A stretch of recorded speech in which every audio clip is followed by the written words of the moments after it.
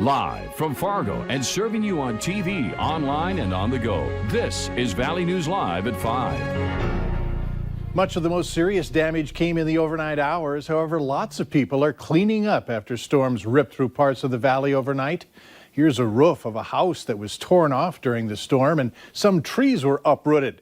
The National Weather Service says areas, including Steele County, North Dakota, experienced straight-line winds of up to 80 miles per hour.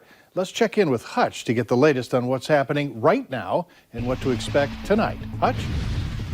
Thanks so much, Mike. Things are a lot quieter here in the Red River Valley and points west. We still have some scattered showers in our easternmost counties from Lake of the Woods right down through the Bemidji area and into Lakes Country.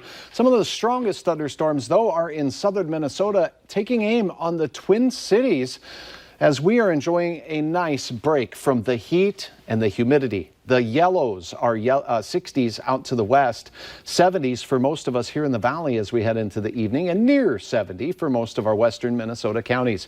Looking off to the west, we see some clearing taking place. A few fair weather cumulus clouds, and temperatures this evening will be in the 70s, eventually giving way into the 60s. As that wind calms down, it looks like a pleasant evening in Fargo. Grand Forks, more of the same. There'll be a chance for some patchy fog in our northern counties as we go through the overnight hours. Your hour-by-hour forecast for your all-important Friday is coming up here in just a few moments. We all deserve a pleasant evening from Mother Nature. I think so. All right, thanks. The city of Fargo is taking some precautionary steps in lieu of another march planned for tomorrow in the downtown area.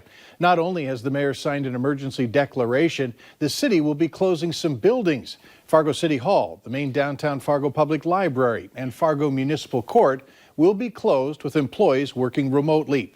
The city says it's ready to protect the safety of our residents, their livelihoods, and city infrastructure. A march is planned for tomorrow by local organizers of Black Lives Matter and One Fargo. Their march will start at 9 in the morning at Island Park, and they'll then go to City Hall. There's another march planned for Saturday. A 29-year-old man will spend 19 years in prison for killing his brother last year. Authorities say Nicholas Patrick Hauge pleaded guilty on March 17th to second-degree murder. He was sentenced on June 2nd.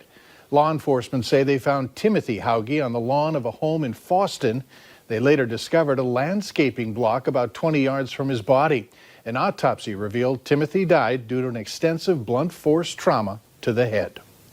Thief River Falls police are investigating following the shooting of an 8-year-old girl. Investigators say it happened Tuesday around 9 p.m. The victim was flown to a Fargo hospital for treatment. Foul play is not suspected, but authorities are still looking into the case. No names have been released. A distracted and reckless driving charge is filed against the driver who hit a semi-truck head-on yesterday.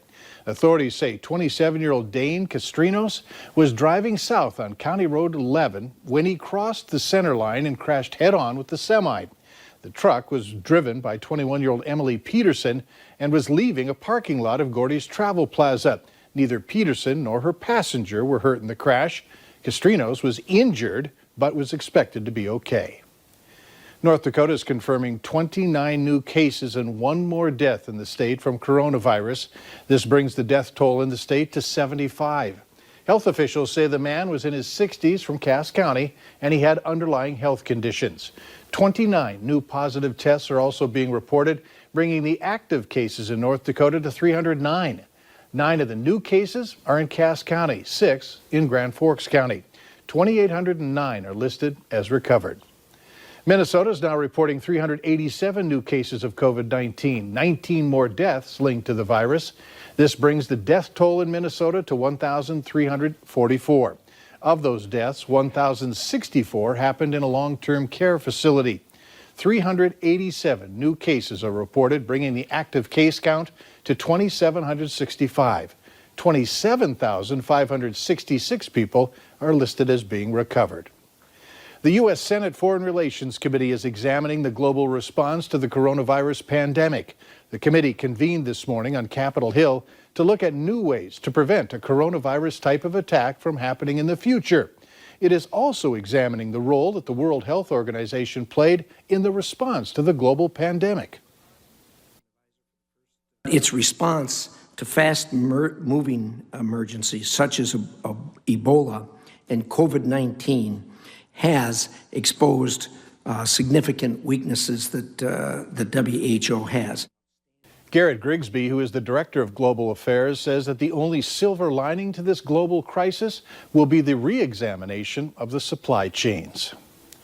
The Justice Department has applied for an emergency restraining order tonight to help try to keep former National Security Advisor John Bolton's book from becoming public. Paula Reed has more from the White House.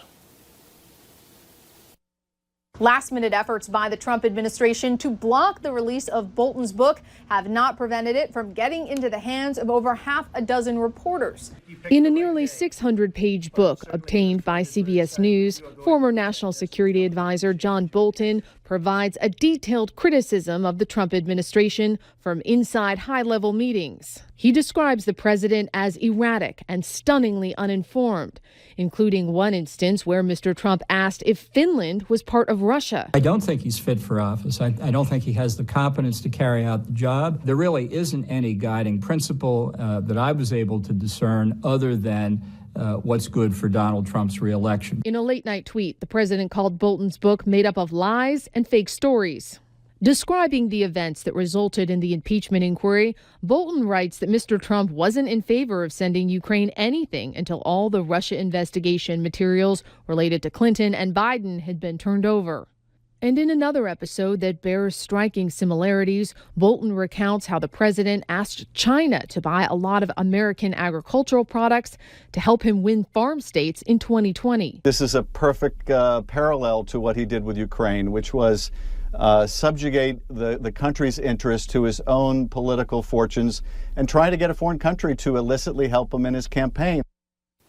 Bolton refused to voluntarily participate in impeachment, but in this new book, he says the president should have been investigated for matters far beyond just Ukraine.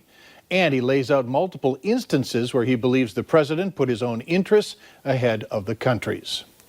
U.S. Senator Chuck Schumer showed up at Supreme Court to celebrate following the 5-4 decision of the High Court to reject the Trump administration's effort to end DACA.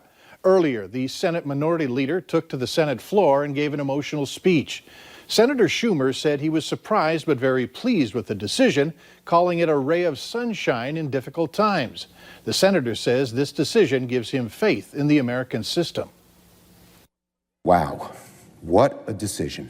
And let me say this, in these very difficult times, the Supreme Court provided a bright ray of sunshine this week with the decision on Monday, preventing discrimination in employment against the LGBTQ community, and now with this DACA decision.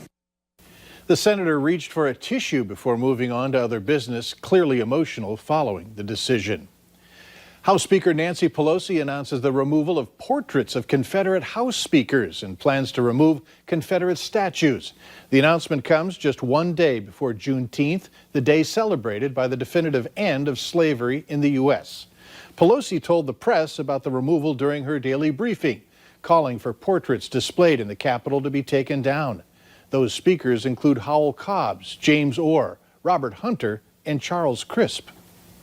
As I've said before, there's no room in the hallowed halls of this democracy, this temple of democracy, to memorialize people who embody violent bigotry and grotesque racism of the Confederacy.